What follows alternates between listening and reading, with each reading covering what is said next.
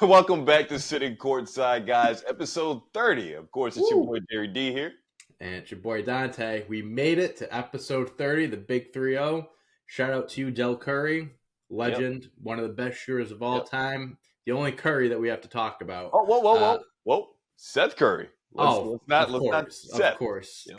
Career 40+% three-point shooter for his career. How can you not talk about him? How can I forget about him?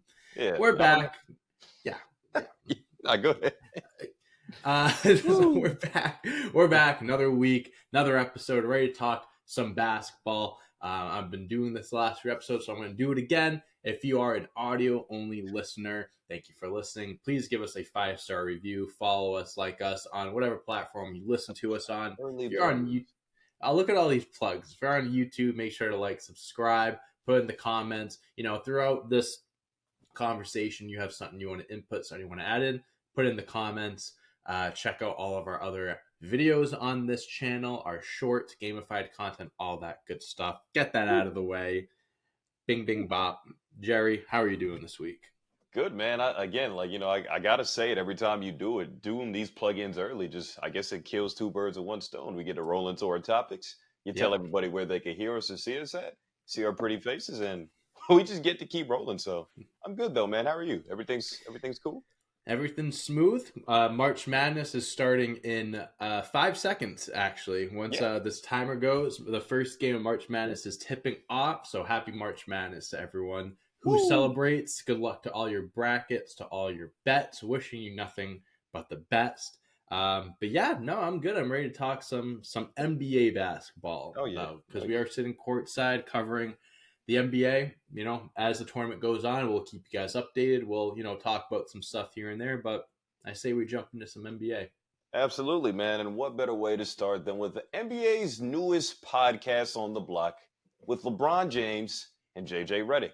A very odd combination, probably what most people think, but it's one of the best minds in basketball currently still playing the game today in year 21, along with one of the better minds that was one of the best shooters of all time, before this guy named Steph and all these other people popped up out of nowhere. But still, JJ Redick, a brilliant mind, Old Man of the Three podcast, as well as an ESPN analyst, a personality on the network. They're combining their minds for Mind the Game podcast, which is supposed to just really break down the game of basketball to you. It's not going to be those tired debate shows that you see, or it's not going to be something where they just keep up with the game daily, which they will, obviously. They're both heavily involved in the NBA. But they're actually going to break down some plays. And after watching the first episode, it was amazing. I got to learn some new actions, some new schemes. Even if I already knew what it was, I got to see it illustrated and then kind of break it down like how a coach probably would. So pretty dope. But just what are your first overall thoughts about this combo of JJ and LeBron?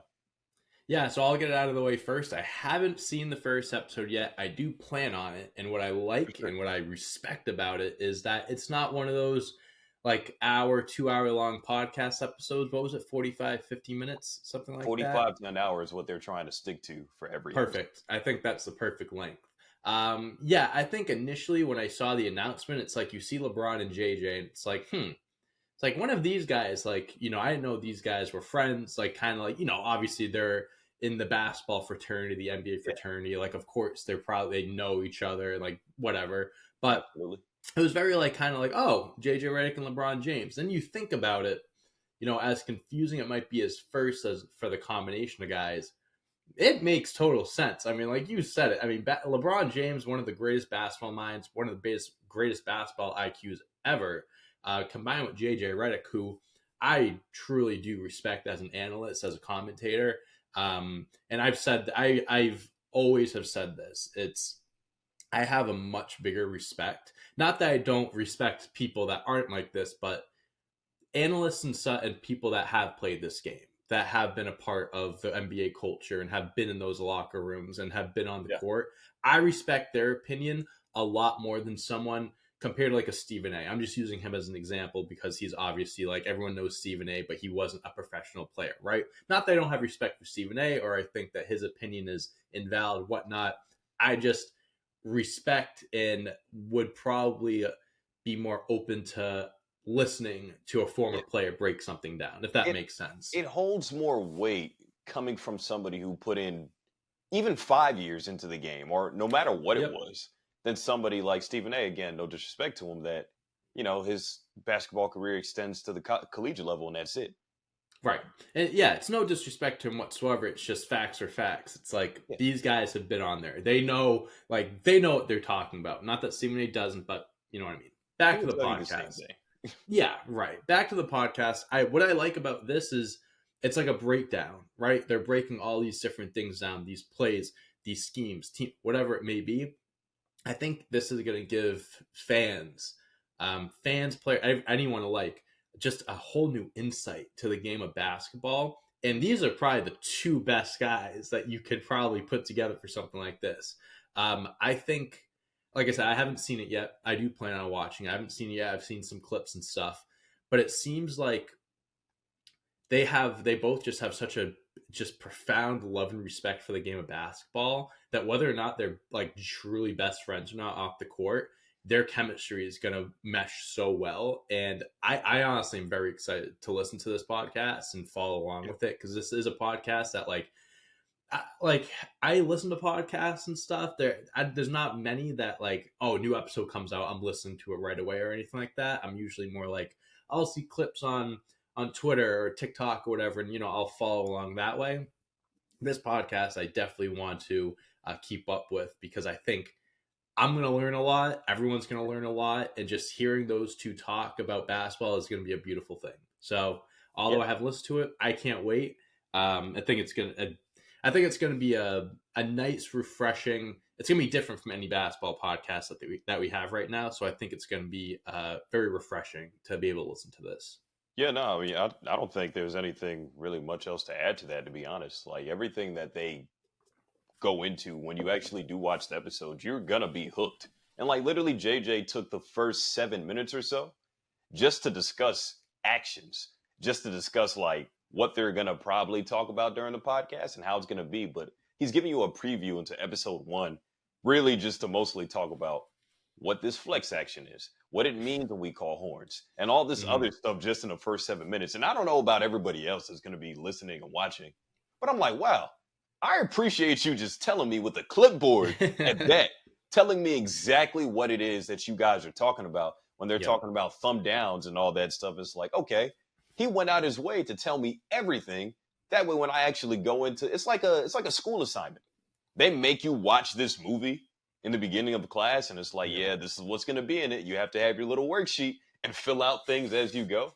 You could possibly do that with this Mind the Game podcast. So big shout out to JJ Redick and LeBron for doing this. Plus, we've been seeing LeBron on for years now doing the shop and other little projects. So we got a little insight into like how in depth he can go, but obviously it's not a basketball show. The shop isn't. It's more of a culture show to shed light on everybody else, though. To hear Bron just talk about basketball like a nerd that we all know he is, it's amazing. I say this, not saying like, oh, we're getting towards the end or nothing like that, but like, I think we're going to start seeing LeBron starting to transition into that news, like podcasting video world and stuff like that. Obviously, there are NBA players like Pat Bev, Paul George, who are still like, younger than LeBron and do this stuff currently. But I think this is our first taste of like, this is what LeBron's going to be like when he's done and he's retired and stuff, which I'm very excited about. I want him to play for another 5 years. I love seeing him on the court, but I think this side of LeBron, hearing his side of things, him breaking down the game, stories, even whatever, there's not many players in history that people would be like, I need to tune in to watch this. LeBron is one of those guys, so getting his insight on things is going to be incredible. I can't wait to listen to the first episode. I'll probably do it after this, to be honest with you. I'll probably do it while I'm doing setting up some stuff when I go to the gym. 100%. It's kind of similar to how Kobe, when he retired, started doing detail. Yeah. Me and my friend were talking about this. It's crazy because I think Kobe would have been I think he would have been an unbelievable analyst podcaster, like the perfect guy to have a podcast telling stories, breaking down the game. That would have been must listen to, must see as well. To kind of move within this podcast, like one of his topics that I want to address here is that he mentioned that Steph Curry and Allen Iverson were two of the most influential players that this game has ever Mm. seen. And it's kind of caused some buzz around the social media world, which is, this is That's exactly why you're not going to vote. naturally.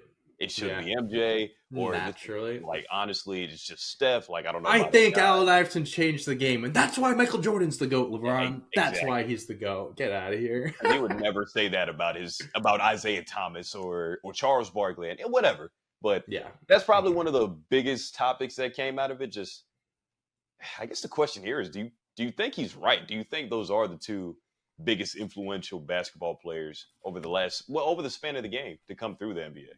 I think both of those guys belong in the conversation. I mean, I think of Kobe Bryant is the first name that comes to my mind. Michael Jordan, of course, and LeBron James. He's going to be humble. He's not going to throw himself out there. I think those five are probably the most influential players. I mean, Allen Iverson with his style, his look, and everything like that. Steph Curry with his shooting. I don't understand why people have an issue with him saying Steph, because he did change the game of shoot. Like, obviously, people were shooting threes before him, but they weren't shooting threes like him. And he changed the course of the NBA history with how people shoot nowadays. How people shoot the way they do now because of Steph Curry. Yeah. Kobe, MJ, I think that goes without being said. Just their mentalities, the way they led by example. Nowadays, everyone wants to be like them. Like, growing up, you wanted to be like Kobe or MJ. And LeBron is starting to, he's going to be that for this generation and whatnot. So I don't disagree with it. I mean, at the end of the day, it's subjective. It's his opinion. He's been playing this for 21 years. I'm not going to argue with the guy, right? He's seen it all. So I'm not going to be like, you're wrong, LeBron. This guy is more influential than that. Yeah. I can have an opinion on it, as will you, as will everyone. But yeah, I mean, when I saw him mention those two guys, there wasn't any part of me that was like, I don't know about that. Like, yeah, I do believe those two are two of the most influential players, and belong in the conversation. I think it's like this for me. Like, I have two like major points. I just heard a cat, but number one. Yeah. I'm gonna while you're talking, I'm gonna keep trying to mute my mic so you don't hear. But cat. Number one, though, is just, what number does LeBron James wear again? His idols, Michael Jordan. Michael Jordan's his idol. And I think not saying MJ is kind of odd if you're LeBron, because he literally has been caught in other interviews or podcasts or whatever. He's been fangirling over him when he met him for the first time. We've all seen that clip. It's MJ. Like, we all know what MJ means, but I think LeBron said AI or Steph, because I think for the average man, those are probably closer in reachability. Obviously, those two are supremely skilled. They're Hall of Famers. Yes. MVPs. Obviously, Steph's a champion. It's not like we can do that just. But not everyone can be 6'6", 6'8". You know what I mean? Yeah. We can't levitate through the air like MJ, or we can't be 6'8", 250 running down the court like a freight train.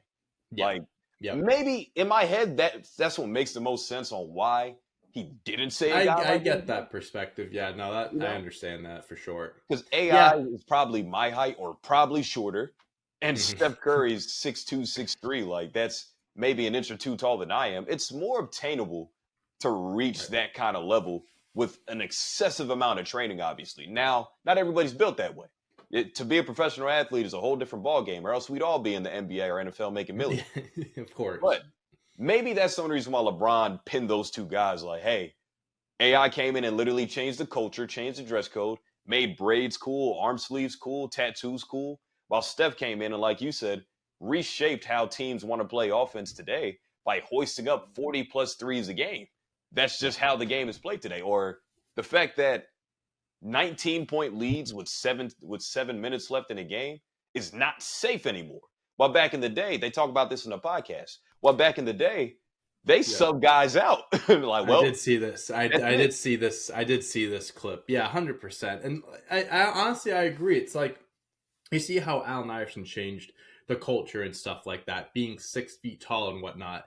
That's something that, and again, you said, like, these guys are highly skilled. They train. They're put so many days, hours into their craft and stuff like that. But it's attainable. more so compared to you can't just be 6'8" and have this God-given ability, right? Natural gifts. It's just Natural gifts. that's impossible, but it is more possible to be in the sense of like an Allen Iverson or Steph Curry, where you fucking just are I'm shooting a million threes, and you know, whatever. Again, you have the skill component as well, but it's more attainable, it's more believable to gravitate and want to be like someone like Steph or Allen Iverson than Kobe or Jordan or LeBron, any of those guys. Yeah, but you know, we spent so much time on this. We could talk about this all day. You know what? And yeah, let's move on to the next. Actually, this is a great segue because we want to talk about guys like these shorter guys that are attainable, that are you can look at and be like, I can be like this guy. Like if he can do it, I can do it, type of thing. And Isaiah Thomas, I think is like the pure definition of hard work pays off. Never gave up on, you know, chasing that NBA dream of getting back into the NBA. As we all know, Isaiah Thomas recently signed a 10-day contract with the Phoenix Suns after he has been bouncing around kind of, you know, in G League teams. Did he play for China or somewhere for a little bit maybe over the last few years? Yeah, honestly, I couldn't tell you. All I do know, it's been over 4,000 days. It's been a while. Touched an NBA court. So. It's been a while, and, you know, he really... I mean, I follow him on Twitter and stuff like that. Like every day I see him constantly tweeting about how, you know, how hard he's working, constantly saying like how he's waiting on his opportunity. He's like staying ready for his call and stuff like that. Got signed to the G League not too long ago, was tearing it up, averaging over 30 points a game. Phoenix gives him an opportunity. So he played his first game, only played 2 minutes, one shot attempt, which is not surprising. That's how it's going to go. He's a veteran on a 10-day. Like they have their rotation, they have their roster. Like they're not going to change it up too much for Isaiah Thomas. But yeah, after one performance, we've kind of talked about this before. We talked about this last week with him signing the 10-day or him being in the G League and kind of talking about teams that need veterans and stuff like that. Do you think, you know, despite his performance game one, either he'll get a second 10-day, or two, do you see him remaining on the permanent roster for the rest of the season?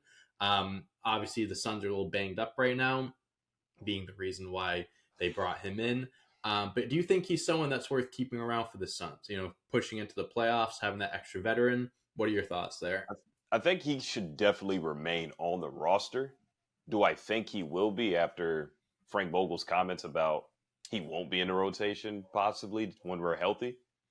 But his impact is real. Like it's a legit thing that having more veterans in the locker room is better for everybody on the team. Like as good as Kevin Durant is and as good as Bradley Beal and Book are, having another mind in the building that was also a number one option at one point and will also finish top 5 in MVP voting at one point is nothing but a benefit.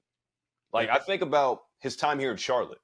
And yes, we didn't get to the postseason, but with him in the building, I believe the team was about 5 or 6 games over 500 when he did play.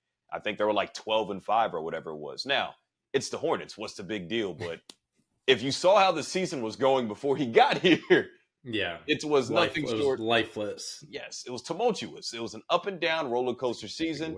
I didn't really know how to feel about Isaiah Thomas coming here originally until you talk to the players, you talk to the coaching staff, and there's everyone loves him. Glowing remarks. Yeah. Everyone, no one has a bad thing to say about him. Even Kevin Durant, after the game against the Sixers, I believe they played yesterday, went out and said like how big time he is, how inspirational his story is for Hoopers. His hard working rubs off on people and stuff like that. Absolutely. So just imagine keeping him in the building for the rest of the postseason, even if he doesn't play. I'm not saying he doesn't have to play. Yeah, I'm not saying he's of this type of caliber, but think about what Udonis Haslem did for the Miami Heat. That's what I was going to bring up. Have another strong veteran on the team that's been there, done that. No, he's not a champion, but he has minutes on his body. He has experience. Tested. Yeah, like you know what you're getting out of this guy, and it's just another mind to go to if you're KD, Book, Beal, even Frank Vogel. If you want to pick his brain, he's available. You have him in your locker room. So I hope they sign him through the rest of the season, but I honestly just don't think they will because Vogel's comments weren't really too reassuring for me. Yeah, Vogel saying that he won't have a spot in the rotation when everyone's healthy definitely discouraging, and also kind of like I feel like that's kind of a a shitty thing to say about a player that you just brought on to the team. But that's besides It's the real. point. It's real, though. Yeah, he's real. He's being honest. Yeah, do I think that they'll do it? I don't know. Should they do it? Yes. And you said it. You brought up the perfect example with Udonis Haslem. I think having a veteran on the team that doesn't need to play any minutes is just as important as someone that you could have at the end of the bench that could give you 5 minutes a night, maybe. It's like when you weigh out the options, like what's more valuable, sometimes it's more valuable to have that veteran in there that has been there, that has done that can give you words of wisdom to the young guys. Udonis Haslem was sitting on the end of the bench for what, 3-4 years? There wasn't even stepping into like blowouts and like maybe starting one game at the end of the year. He was barely playing. But guess what? Everyone loved him. He was such an essential part of that Heat locker room and all these young guys that come in, and also maintaining that Heat culture, because he was there during the Dwayne Wade, like early Dwayne Wade days. He was there the LeBron days. He was there for everything. So it's like he's been there every step of the way. He wants to continue the culture. And he got his number retired for all of it too. Is he someone that deserved to get the number retired for on the court? Maybe not. But you know what? His impact for that organization was monumental. So he did deserve it. And I think teams really would benefit, especially young teams, really would benefit from having these veteran players. And I think the Suns should hold on to Isaiah Thomas. I've been saying it. I would love the Celtics to bring back Isaiah Thomas for a playoff run. Again, not even play him, just to have him around, because I know the players love him, the fans love him. In my opinion, any team that ends up with him, I think they have a good one. I wish nothing but the best for Isaiah Thomas. I hope he stays on, but hopefully this isn't the end of his NBA journey. Hopefully that this is just like, going to continue. It's going to roll into maybe he gets onto another team, whatever it may be. But it's awesome to see him get back to where he is right now. Yeah, man. I don't think there's anything else to even add on that. Like we both love. Should have wore my Isaiah jersey for this episode. I have it in the car. I have to find it somewhere, but it's somewhere in there. It does my heart some good to know that hard work really does still pay off, because there's a lot of stars that have been blackballed out of this NBA, like John Wall or DeMarcus Cousins or Carmelo Anthony, Dwight Howard. We can go on. The list goes on. Yeah, we can go. We can spend some time. Yeah, getting at least one of them in is amazing. But enough about that. You did mention his impact on a young team, or what he could have on a young team. Let's talk about a young team that most probably wrote off after their star player got hurt, and the Houston Rockets, who Houston, we might not have a problem right now. Yeah, we thought we had a problem. But if anything, it's a good problem for them, but it's a problem for the rest of the league, because they're only 3 games out of the 10th spot, which is held by the Golden State Warriors and the Los Angeles Lakers, who they have the same exact record as. The Houston Rockets are 3 games out. And let me tell you something. They won 6 straight games from March 8th to March 19th, which is crazy. And I'll read off the rest of the playoff teams that they play in their schedule, which includes the Oklahoma City Thunder, the Dallas Mavericks twice, the Minnesota Timberwolves, the Golden State Warriors, which would be a huge game, and the LA Clippers to round it out. So I'll let you kind of take the stage here first. Just what are your thoughts about the Rockets? Because Şengün got hurt, and I'm thinking in my head, oh, wow, they're about to plummet. But Jalen Green stepping up. Amen Thompson's looking better now, finding his shot, and his offense is coming together late in the season. Like, talk to me about the Rockets. What are we thinking? I think someone that needs to be credited to a lot for their success is obviously Jalen Green. I don't have the numbers in front of me right now, but I know the last 3-4 games, he has been on an absolute tear. And, he's a guy that, you can say has a chip on his shoulder, because he was drafted so high a few years ago, like going to be the face of the franchise, everything centered around him.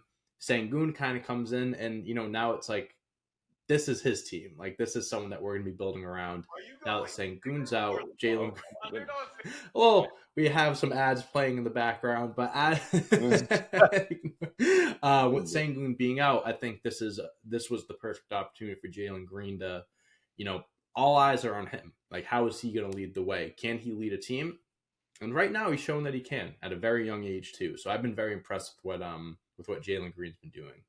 Yeah, like before you were rudely interrupted by those ads. I was trying to find Jalen Green. How dare you? That's but now, like you mentioned, he's just been on a tear. How about I think I have the last 5 games here. 42 points, 26 against Cleveland, and 37 against Washington in 37 minutes. So, like the one thing that I think earlier in this podcast we mentioned, I'm not really too enthralled with Jalen Green's game, but one thing we do know about him is that he can fill it up. He is a Again, professional scorer. That's one thing that I'll never take away from him. So he was the second overall pick for a reason. yeah, and he still feels like he should have been number one over a guy like Cade Cunningham. And I get it. Like, this is what you're supposed to be doing. You're supposed to be the face of the franchise. And if I were you, not to take it too personal, if I'm Jalen Green, though, I'd probably feel somewhat offended that another guy was a later pick and came in and I guess kind of stole Took your spot. Yeah. 100%. Like, then now I'm a tradable asset if I'm Jalen Green. I know that I could be moved if I don't get my shit together. Now, not trying to put a wedge into those teammates. I think obviously they could coexist 100%. But Jalen Green has definitely been on a tear. Like, it's kind of crazy to see what he's amounting to now with Şengün being out, and also obviously everything off the court with him having a baby with an older woman and all this other stuff. So everybody's crediting his strong play to taking care of his family and stuff. So is it coincidental? Maybe. But hey, when you're having a kid with someone almost twice your age, he's working towards that next paycheck. That's hey now. That's for sure. Hey now. But anyway, so kind of talking about the Rockets, you were kind of saying like the playoff teams they have coming up on their schedule and stuff. I mean, hey man, the Warriors, that's a massive game right there. The Mavericks, the Mavericks are a better team, obviously, but they're only 7.5 games ahead of them. So those are winnable games. Oklahoma, Minnesota, now that Cat's out, maybe it's a little vulnerable. And OKC, that's going to be a tough game, but who knows? It's any given night in the NBA. I think there's a realistic chance that it could happen. It would be absolutely bonkers if they did, because it'd be nuts. I mean, we had a podcast episode where the title of it was how the Western Conference play is going to be legendary because of Luka, KD, LeBron, and Steph Curry. It might become more legendary adding Jalen Green into the mix here. and Ime Udoka is going to be making his playing debut. But yeah, I think it's cool. I think they're going to make the play-in. I don't know. Obviously you can get hot at times and you can get really cold at times too.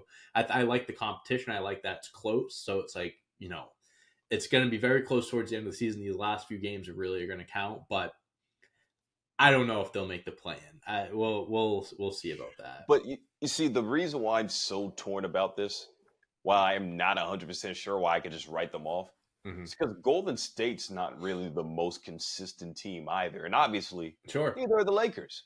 Like, all three of those teams have they've been fluctuating to like, hey, well, more so the Lakers and the Warriors. Hey, we look really good against the Phoenix Suns or against one of these other teams that are in playoff contention.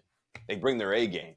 Then they play Washington the next night, with all due respect, one of the worst teams in the league, right? And then all of a sudden it's an overtime game, or they lost by 2 points to one of the worst offenses in the league. Right. So obviously both the Lakers and the Warriors have some soul searching to do, where I'm not entirely too sure they're going to show up for the next 15 games that they might have on their schedule. Are they going to be able to get over the hump? Are they going to be able to win? Like, they beat the Memphis Grizzlies last night. Shout out to them. That's definitely a game you're supposed to win. Right. But in the first half, it was chippy, and it was actually kind of close. So I don't know how set in stone, I guess, this stuff is. In all honesty, it's not. It's like we're writing in pencil right now, not pen, because it's impossible to actually look at the bottom of the standings and pencil teams into these spots or pen these teams into these spots. We did have this conversation not too long ago, so I'm not going to harp on it too much, but it is pandemonium right now, and I love it. Thank you guys so much for tuning in, checking out episode 30. If you're an audio listener, like I said earlier, please make sure to give us a 5-star review, all that good stuff. It helps us out a lot. If you're on YouTube, make sure to like, subscribe. If you aren't already, check out all the gamified content on the shorts section. Follow us on our social medias. Everything's on the screen, in the bio, all the good stuff. And until next week, enjoy March Madness. Good luck. I know your shit's going to bust. Later.